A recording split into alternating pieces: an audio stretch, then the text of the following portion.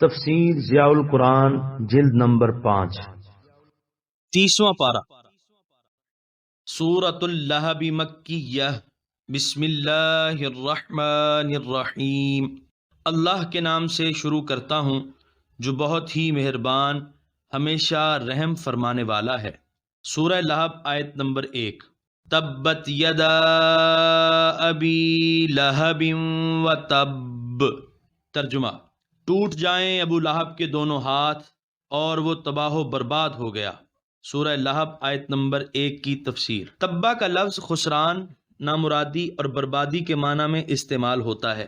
جب حضور نبی کریم صلی اللہ علیہ وآلہ وسلم پر یہ آیت کریمہ نازل ہوئی وَأَنذِرْ عَشِيرَتَكَ الْأَقْرَبِينَ کہ اپنے قریبی رشتہ داروں کو ڈرائیے، اس ارشاد الہی کی تعمیل کے لیے حضور صلی اللہ علیہ وسلم صفا کی پہاڑی پر کھڑے ہوئے اور یا صباحاً بلند آواز سے کہا۔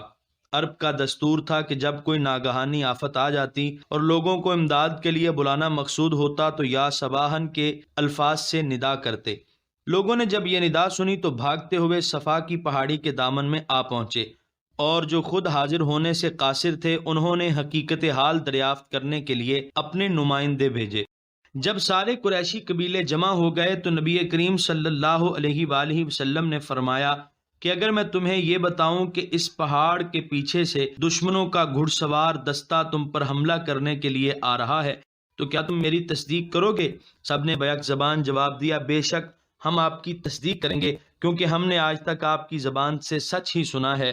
حضور صلی اللہ علیہ وآلہ وسلم نے فرمایا، میں تمہیں متنبہ کرتا ہوں کہ اگر تم شرک سے باز نہ آئے تو خدا کا عذاب تمہیں نیست و نابود کر دے گا۔ ابو لہب جو حضور صلی اللہ علیہ وسلم کا چچا تھا، اس نے انگلی اٹھا کر اشارہ کیا اور گستاخی کرتے ہوئے بولا، تبا لک اما جمعتنا الا لہذا۔ اللہ تعالیٰ کو اس گستاخ کی گستاخی اپنے حبیب کریم صلی اللہ علیہ وآلہ وسلم کے بارے میں سخت ناگوار گزری اور انتہائی غضب اور ناراضگی کا اظہار کرتے ہوئے فرمایا کہ ابو لہب کے دونوں ہاتھ ٹوٹ جائیں۔ جن ہاتھوں کی ایک انگلی بے ادبی کے لیے اٹھی ہے وہ دونوں ہاتھ ٹوٹ جائیں، انہیں کبھی اپنے مقصد میں کامیابی نہ ہو۔ یہ بد دعا ہے۔ وَتَب فرمایا کہ وہ تباہ و برباد ہو گیا، وہ ٹوٹ پھوٹ کر رہ گیا، اس کا جسم ریزہ ریزہ کر دیا گیا، اور جو اللہ تعالیٰ نے ارشاد فرمایا تھا اسے پورا ہونے میں زیادہ دیر نہ لگی۔ بزدلی کے باعث بدر کی جنگ میں یہ شریک نہ ہوا، لیکن بدر کی عبرتناک شکست پر ابھی صرف ایک ہفتہ ہی گزرا تھا کہ اس کے جسم پر ایک زہریلا چھالا العدسہ نمودار ہوا جو چند دنوں میں اس کے سارے جسم پر پھیل گیا۔ ہر جگہ سے بدبودار پیپ بہنے لگی، گوشت گل گل کر گرنے لگا۔ اس کے بیٹوں نے جب دیکھا کہ اسے ایک متعدی بیماری لگ گئی ہے تو انہوں نے اس کو اپنے گھر سے باہر نکال دیا اور تڑپتے تڑپتے اس نے جان دے دی۔ اب بھی اس کی ناش کو ٹھکانے لگانے کے لیے کوئی عزیز اس کے قریب نہ گیا۔ 3 دن تک اس کی لاش پڑی رہی۔ جب اس کے تعفن اور بدبو سے لوگ تنگ آ گئے اور اس کے بیٹوں کو لعنت ملامت شروع کی، تب انہوں نے چند حبشی غلاموں کو اس کی لاش ٹھکانے لگانے پر مقرر کیا۔ انہوں نے ایک گڑھا کھودا اور لکڑیوں سے اس کی لاش کو دھکیل کر اس گھڑے میں پھینک دیا اور اوپر سے مٹی ڈال دی۔ اتنے بڑے قوم کے سردار اور مکہ کے چوٹی کے 4 رئیسوں میں سے ایک رئیس کا یہ حشر اللہ تعالیٰ کے غضب ہی کا نتیجہ ہو سکتا ہے۔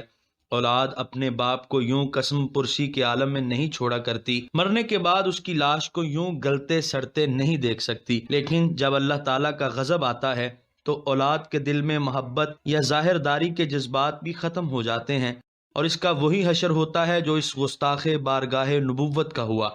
سارے اہل مکہ نے دیکھا کہ مصطفیٰ کریم صلی اللہ علیہ وآلہ وسلم نے اپنے رب کی طرف سے جو یہ پیشگوئی کی تھی وہ حرف بحرف پوری ہوئی۔ بعض علماء کا خیال ہے کہ تبت یہ جملہ خبریہ ہے اور تبا بھی جملہ خبریہ اور اس سے مراد تاکید ہے، لیکن علامہ قرطبی نے فرا کا یہ قول نقل کیا ہے کہ تبت یدا یہ بد دعا ہے اور تبا جملہ خبریہ ہے۔ پہلے فرمایا ایسا ہو جائے، پھر بتا دیا ایسا ہو گیا۔ علامہ پانی پتی بھی فرماتے ہیں اخبار بعد اخبار للتاکید۔ ابو لہب کا نام عبد العزیٰ تھا۔ اپنے حسن و جمال اور چمکتے ہوئے چہرے کی وجہ سے اس نے اپنی کنیت ابو لہب رکھی تھی۔ اللہ تعالیٰ نے اس کی کنیت ذکر کی اور اس کا نام ذکر نہیں کیا، اس کی ایک وجہ تو یہ بتائی گئی ہے کہ وہ اپنے نام سے زیادہ اپنی کنیت سے مشہور تھا، اور دوسری وجہ یہ کہ عبد العزیٰ یعنی عزا کا بندہ یہ نام اس قابل نہ تھا کہ اسے قرآن کریم میں ذکر کیا جاتا۔ سورہ لہب آیت نمبر 2۔ ما اغنا عنہ مالہ وما کسب۔ ترجمہ: کوئی فائدہ نہ پہنچایا اسے اس کے مال نے اور جو اس نے کمایا۔ سورہ لہب آیت نمبر 2 کی تفسیر۔ یہ مکہ کے 4 دولت مندوں میں سے ایک تھا۔ اس کے پاس 8 سیر سے زیادہ سونے کی اینٹیں تھیں، دیگر جائیداد، سامان، مال مویشی اس کے ماسوا تھے، اور صاحب اولاد بھی تھا۔ اس کے کئی لڑکے تھے جو اس کی موجودگی میں پورے جوان تھے، لیکن جب اللہ تعالیٰ نے اسے پکڑا اور ایک زہریلا آبلہ اس کے جسم پر نمودار ہوا تو سارے نوکر، خادم، بھائی، رشتہ دار، حتیٰ کہ اس کے اپنے فرزند بھی اس کو تڑپتا چھوڑ کر چلے گئے۔ اس دنیا ہی میں اس نے دیکھ لیا کہ جس دولت کی کثرت پر وہ فخر کیا کرتا تھا، جن بیٹوں پر اس کو بڑا ناز تھا، مصیبت کے وقت وہ اسے بے یار و مددگار چھوڑ کر چلے گئے اور اس کے ذرا کام نہ آئے۔ ماں کا سبا کا معنی بعض علماء نے اولاد کیا ہے۔ سورہ لہب آیت نمبر 3۔ سَيَصْلَىٰ نَارًا ذَاتَ لَهَبٍ۔ ترجمہ: ان قریب وہ جھونکا جائے گا شعلوں والی آگ میں۔ سورہ لہب آیت نمبر 3 کی تفسیر۔ آج یہ میرے محبوب کی جناب میں گستاخی کرتا ہے، بے ادبی سے انگلی کا اشارہ کرتا ہے اور بڑی ڈینگیں مارتا ہے۔ قلیل عرصے کے بعد ہم اسے اس گستاخی کا مزہ چکھائیں گے اور اسے ایسی آگ میں جھونکیں گے جس میں شعلے اٹھ رہے ہوں گے۔ سورہ لہب آیت نمبر 4۔ وَامْرَأَتُهُ حَمَّالَةَ الْحَطَبِ۔ ترجمہ: اور اس کی جورو بھی بدبخت ایندھن اٹھانے والی۔ سورہ لہب آیت نمبر 4 کی تفسیر۔ اس کی بیوی کا نام اروا تھا اور کنیت جمیل تھی۔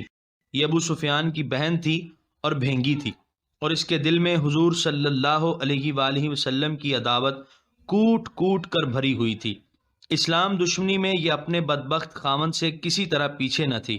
اس کا مشغلہ یہ تھا کہ دن کے وقت جنگل میں نکل جاتی، خاردار لکڑیاں چنتی رہتی اور گٹھا باندھ کر اٹھا لاتی، اور رات کے وقت اس راستے میں ان کانٹوں کو بچھا دیتی جس سے گزر کر اللہ کا حبیب صلی اللہ علیہ وسلم اپنے پروردگار کی جناب میں سجدہ ریز ہونے کے لیے حرم کی طرف تشریف لے کر جاتا۔ جب یہ صورت نازل ہوئی تو یہ سن کر آگ بگولا ہو گئی اور اپنی مٹھیوں میں سنگریزے بھر کر حضور صلی اللہ علیہ وسلم کی تلاش میں نکلی کہ جہاں ملیں گے ان پتھروں سے خبر لوں گی۔ حضور صلی اللہ علیہ وسلم کعبہ کے پاس بیٹھے تھے۔ حضرت ابو بکر صدیق رضی اللہ تعالیٰ عنہ حاضر خدمت تھے۔ حضرت ابو بکر صدیق رضی اللہ عنہ نے جب اس کو آتے ہوئے دیکھا تو عرض کی، یا رسول اللہ، جمیل آ رہی ہے اور یہ ضرور کوئی خباثت کرے گی۔ حضور صلی اللہ علیہ وسلم نے ارشاد فرمایا، وہ مجھے نہ دیکھ سکے گی۔ چنانچہ ایسا ہی ہوا۔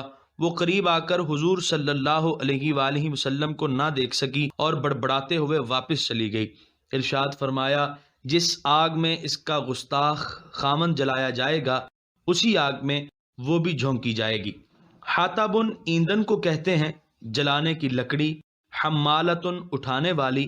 ان الفاظ سے اس کے اس معمول کو بیان کیا گیا جس پر وہ عمل پیرا رہی۔ حمالت الحطب کا ایک اور مفہوم بھی بیان کیا گیا ہے، جو شخص لوگوں کے درمیان چغل خوری کرے اس کے بارے میں کہتے ہیں فلان یحطب علی فلان۔ جب کوئی شخص لوگوں کے درمیان چغلیاں کھائے اور مخالفت کی آگ کو بھڑکائے، اس کے لیے یہ لفظ استعمال کیا گیا ہے۔ ایسے شخص کی حدیث پاک میں بھی بڑی مذمت کی گئی ہے۔ ارشاد نبوی ہے، لا يدخل الجنت نمام، کوئی چغل خور جنت میں داخل نہیں ہوگا۔ کعب احبار سے مروی ہے کہ بنی اسرائیل میں قحط پڑ گیا۔ موسیٰ علیہ السلام اپنی قوم کے ہمراہ 3 دن تک بارش کی دعا کرتے رہے، لیکن ایک بوند بھی نہ گری۔ آخر آپ نے عرض کی، الہی عبادہ کا، الہی یہ تیرے بندے ہیں، اگر تو رحم نہیں فرمائے گا تو کون رحم کرے گا؟ اللہ تعالیٰ نے وحی کی کہ موسیٰ، نہ میں تمہاری دعا قبول کروں گا اور نہ تمہارے ساتھیوں کی، کیونکہ ان میں ایک ایسا آدمی ہے جو چغل خور ہے۔ موسیٰ علیہ السلام نے عرض کیا، یا رب العالمین، وہ کون ہے تاکہ ہم اسے اپنی صفوں سے نکال دیں؟ ارشاد ہوا ہے، موسیٰ، میں تمہیں چغل خوری سے روکتا ہوں، میں خود اس شخص کی چغلی کیسے کھا سکتا ہوں؟ چنانچہ سب نے مل کر توبہ کی، پھر انہوں نے بارش کے لیے دعا مانگی جو قبول ہوئی۔ اس میں کوئی اختلاف نہیں ہے کہ چغل خوری کبیرہ گناہ ہے۔ حضرت فضیل بن عیاض کا قول ہے، 3 ایسی باتیں ہیں جو نیک اعمال کو غارت کر دیتی ہیں، روزہ توڑ دیتی ہیں اور وضو ٹوٹ جاتا ہے: غیبت، چغلی اور جھوٹ۔ اس کی ترکیب کے بارے میں متعدد اقوال ہیں، لیکن صحیح قول یہ ہے کہ اس کی نسب مذمت کی وجہ سے ہے۔ حمالۃ الحطب، یعنی اپنی صفت کی وجہ سے وہ مشہور و معروف تھی، اس لیے یہ صفت اس کی تخصیص کے لیے نہیں بلکہ اس کی مذمت کے لیے ہے۔ سورہ لہب آیت نمبر 5۔ فی جیدہا حبل من مسد، ترجمہ: اس کے گلے میں مونج کی رسی ہوگی۔ سورہ لہب آیت نمبر 5 کی تفسیر۔ جید گردن، حبل رسی، مسد مونج۔ ام جمیل کے بارے میں خصوصی طور پر یہ الفاظ استعمال کرنے میں یہ راز ہے کہ وہ مکہ کے رئیس اعظم کی بیوی تھی۔ اس کے گلے میں جواہرات کا گراں بہا ہار تھا اور وہ کہتی تھی کہ لات و عزیٰ کی قسم، میں موتیوں کے اس بیش قیمت ہار کو فروخت کر کے محمد صلی اللہ علیہ وسلم کی عداوت میں خرچ کروں گی۔ اللہ تعالیٰ فرماتے ہیں، اس اکڑی ہوئی گردن میں جس میں آج بڑا قیمتی ہار ہے، ہم مونج کی رسی ڈال کر اسے جہنم میں گھسیٹیں گے جو 70 گز لمبی ہوگی۔ بعض روایات میں یہ بھی آیا ہے کہ وہ حسب معمول خاردار لکڑیوں کا گٹھا سر پر اٹھائے ہوئے آ رہی تھی۔ وہ گٹھا مونج کی رسی میں بندھا ہوا تھا۔ وہ ایک پتھر پر آرام کرنے کے لیے بیٹھ گئی، وہ گٹھا پیچھے ہٹ گیا اور رسی اس کے گلے میں حمائل ہو گئی، جس سے اس کا دم گھٹ گیا اور وہ مر گئی۔ لا حول ولا قوة الا باللہ العلی العظیم۔